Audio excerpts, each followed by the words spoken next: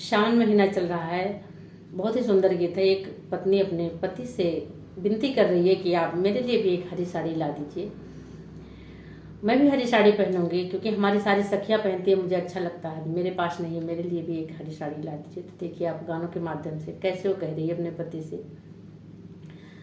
हमके हरे रंगे सड़िया लियावा पिया, बात ना बनावा पिया ना।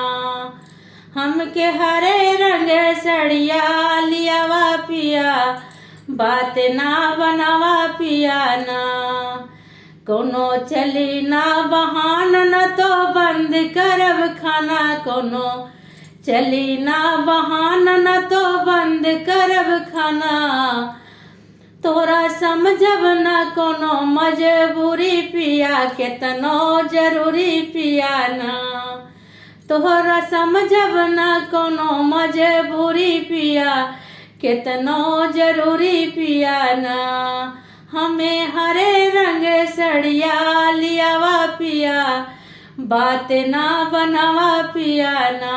हमें हरे रंग सड़िया लियावा पिया, बात ना बनावा पिया ना।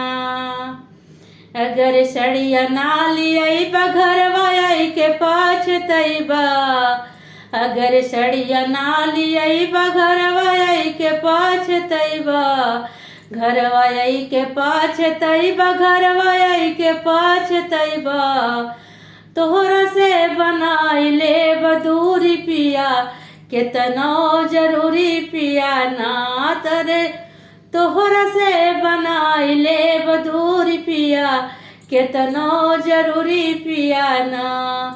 हमके हरे रंग सड़िया लियावा पिया, बात ना बनावा पिया ना। हमके हरे रंग सड़िया लियावा पिया, बात ना बनावा पिया ना।